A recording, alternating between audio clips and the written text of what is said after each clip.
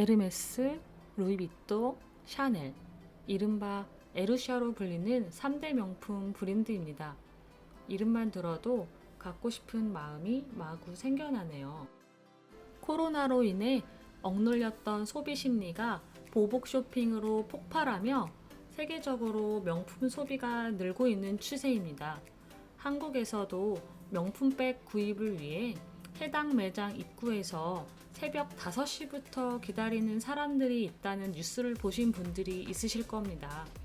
제 주변에서도 샤넬백 마련을 위해 오픈런 했지만 결국 대기 번호조차 받지 못했다는 슬프고 황당한 소식을 듣기도 했습니다.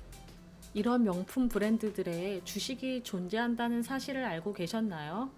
여성분들의 로망, 에르메스와 루이비통은 프랑스에 상장되어 있고 버버리는 영국에 상장되어 있습니다. 아쉽게도 샤넬은 아직까지 유한 회사입니다. 샤넬은 정말 그들만의 세계입니다. 명품 주식 중 대표적으로 에르메스의 주식에 대해 한번 알아보겠습니다. 과연 에르메스 주식은 지난 10년간 얼마나 올랐을까요? 2009년 64유로였던 주식은 2021년에는 1220유로로 무려 20배가 상승하였습니다. 더욱 놀라운 것은 그래프를 보시면 아시겠지만 지난 10여 년간 하락한 적이 없습니다. 심지어는 코로나 시국에도 올랐습니다. 이렇게 상승을 멈추지 않았던 명품 주식을 드디어 매수할 수 있는 기회가 왔습니다. 명품 주식 3대장이 이전에 보지 못한 주가 조정을 받고 있기 때문입니다. 가격이 하락했다고 무조건 매수한다? 그건 아닙니다. 어떤 이유로 급락했는지 자세히 기업을 들여다보고 판단해야 합니다. 제가 찾은 명품 주식 3대장의 하락 이유는 테이퍼링 조기 시작과 중국의 자산 재분배 정책으로 인한 소비 심리 악화입니다. 테이퍼링은 제가 첫 번째 영상인 자산 배분에서 양적 완화 축소라고 간략히 설명드렸습니다. 그렇다면 중국의 자산 재분배 정책이 명품 주식장 하락에 영향을 미친 이유가 무엇일까요? 중국의 바잉 파워가 엄청나다는 사실을 잘 알고 계실 겁니다. 한국 백화점 명품관에서 손가락 하나로 여기서부터 저기까지 모든 제품을 다 주세요 하는 분들의 대부분이 중국인이라고 합니다. 참 부럽습니다. 중국인의 명품 구매가 전 세계의 20%를 차지한다고 하니 그야말로 어마어마합니다. 그런데 시진핑이 추진하려는 공동부유 정책은 중국 부자들의 몫을 빼앗아 가난한 이들에게 재분배하겠다는 내용입니다. 이에 중국 고소득층과 자산가들이 소비를 줄일 것이란 예상이 가능하답니다. 이를 입증하듯 중국의 공동부유 정책이 발표되고 LVMH, 케링, 에르메스, 리치몬트 등 유럽 4대 명품 업체의 시가총액이 이틀간 약 700억 달러, 하나로 약 83조 원이 증발했습니다. 여기서 잠깐 유럽 4대 명품 업체인 LVMH, 케링, 에르메스, 리치몬드에 대해 말씀드리겠습니다. 에르메스는 여러분이 알고 계신 그 에르메스 브랜드가 맞습니다. 그럼 나머지 4개 그룹, LVMH, 케링, 리치몬드가 조금 생소하실 수 있어서 그 부분에 대해 설명드리겠습니다. LVMH는 루이비통, 모ët, 헤넥 그룹으로 세계 1위의 명품 업체입니다. 글로벌 시장 조사 기업 칸타에서 발표한 LVMH의 브랜드 가치는 무려 757억 달러입니다. 삼성의 브랜드 가치가 467억 달러인 것을 감안할 때 정말 LVMH의 브랜드 가치는 엄청납니다. 대표적으로 루이비통, 크리스찬 디올, 셀린느, 펜디 등이 LVMH에 속해 있는 브랜드입니다. 케링은 구찌와 입생로랑, 리치몬드는 까르띠에, IWC, 클로에, 피아제 등을 보유하고 있습니다. 자, 다시 본론으로 돌아와서 테이퍼링과 중국의 자산 재분배 정책으로 소비 심리가 악화되고 있고 이에 명품 3대장은 하락이 예상됩니다. 리치 플랫폼은 선 분석, 후 매수라는 원칙을 가지고 있습니다. 오늘은 이름만 들어도 가슴이 벅차오르는 에르메스에 대해 좀 더 깊게 분석하여 매수의 당위성을 찾아보겠습니다. 에르메스는 1837년부터 프랑스 마구용품 제작자 티에리 에르메스가 파리에 공방을 오픈하면서 시작되었습니다. 에르메스의 시초가 마구용품이다 보니 현재도 안장 등의 제품이 출시되고 있습니다. 현재 45개국과 306개 매장이 있으며 제품 제작은 주로 프랑스 내 43개 생산지에서 처음부터 끝까지 장인들의 섬세한 솜씨로 손수 만들어지고 있습니다. 특히 에르메스는 품격과 자존심이 강한 브랜드라고 알려져 있습니다. 단순히 구매력이 있다고 살 수 있는 브랜드가 아니고 사회적 영향력과 인품을 갖춘 인물에게만 판매한다는 이야기가 전해질 정도입니다.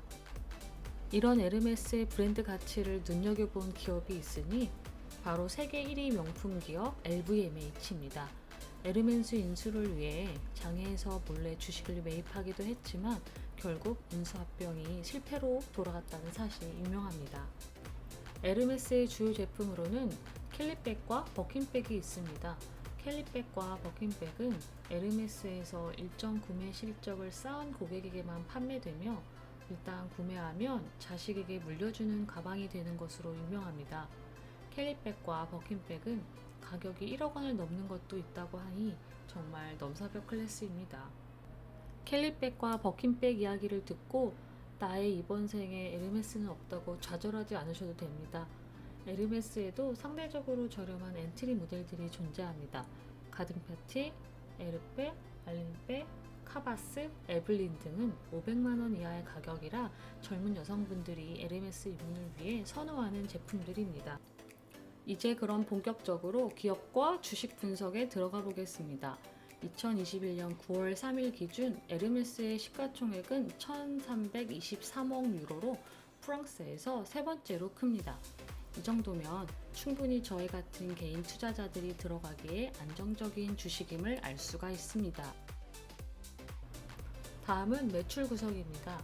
마구용품과 가방 등의 가죽 제품 판매가 50%로 가장 높은 비중을 차지하고 그 뒤로 기성복 및 액세서리가 22%를 차지하고 있음을 알 수 있습니다. 지역별 판매 비중을 보시면 역시 중국이 포함된 아시아 태평양 지역이 46%로 가장 많고 그 외에는 유럽, 미국, 일본, 프랑스 순으로 10% 수주의 매출을 차지하고 있습니다. 참고로 대부분의 명품 브랜드들은 일본을 아시아 태평양에서 제외하여 독립적인 지역으로 생각하는 경향이 있습니다. 자, 이제 가장 중요한 5년간의 재무제표에 대해 살펴보겠습니다. 일단 코로나의 영향을 받은 특수년도는 전체적인 성장률 등을 고려할 때 배제하고 분석했다는 것을 말씀드리고 시작하겠습니다. 먼저 매출을 살펴보겠습니다. 단위가 100만 유로니까 2016년 기준으로 100만, 1000만, 억, 10억, 즉 52억 유로의 매출이 발생했음을 알 수 있습니다. 이후 연도별 7에서 15%가 상승하여 2020년에 63억 유로 매출이 발생하였습니다. 5년간 매출이 약 22% 증가한 셈입니다. 성장률의 증가폭이 지속적으로 크다는 부분은 긍정적으로 해석할 수 있습니다. 다음으로 영업이익률 항목을 보겠습니다. 영업이익률은 지난 5년간 평균 약 34% 정도의 수치를 보여주고 있습니다. 이런 수치는 제조업에서는 매우 드문 수치로 서비스 업체들과 유사한 높은 영업이익률 수치입니다. 이 정도의 높은 이익률을 낼 수 있는 제조업체는 전 세계의 애플이나 TSMC 정도입니다. 영업이익률이 높다는 것은 회사의 재무 건전성이 튼튼하다는 이야기로 이해하시면 됩니다. 마지막으로 순이익 및 순이익률을 살펴보겠습니다. 이 수치들을 볼 때는 순이익의 증감 추이와 순이익률의 유지 현황을 집중해서 보시면 됩니다. 순이익은 코로나 영향이 있었던 2020년을 제외하고 지속적으로 증가하고 있으며 5년 평균 순이익률은 코로나 시국과 관계없이 22%라는 엄청난 수치를 보여주고 있습니다. 많은 숫자들을 보시느라 정신이 없으셨을 것 같습니다. 제가 세 줄로 요약해 보겠습니다.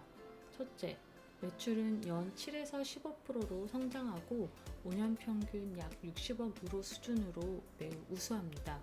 둘째, 영업이익도 5년간 꾸준히 증가 추세이며 무엇보다 5년 평균 영업이익률 33%로 세계 최고의 IT 반도체 업체인 애플 TSMC와 비슷한 수준입니다. 셋째, 마지막으로 순이익도 5년간 평균 9% 수준으로 지속 성장하고 있으며 20%를 상회하는 견고한 순이익률을 유지하고 있습니다. 어떠신가요? 에르메스의 5년간의 실적을 보니 이 기업에 투자를 해도 되겠다는 생각이 드시나요? 보통 BM의 훼손 등 기업의 펀더먼탈과 상관없는, 즉 외부적 환경에 의해 하락한 주가는 시간이 지나면 회복하기 마련입니다. 작년 코로나 하락 시 전체 주식장이 하락했지만 튼튼한 기업들은 이후 빠르게 회복되는 사례를 보았기 때문에 해당 내용은 여러분들도 잘 알고 계시리라 생각합니다. 그렇기에 지금이 바로 에르메스 가방이 아닌 에르메스 주식을 구입할 절호의 기회입니다. 추후 루이비통과 버버리 기업 및 주식 분석 영상으로 다시 찾아뵙겠습니다. 여러분의 구독과 좋아요 클릭이 이치 플랫폼의 양질의 컨텐츠 제작에 큰 힘이 됩니다. 모두 부자 되세요. 구독, 좋아요 부탁해요.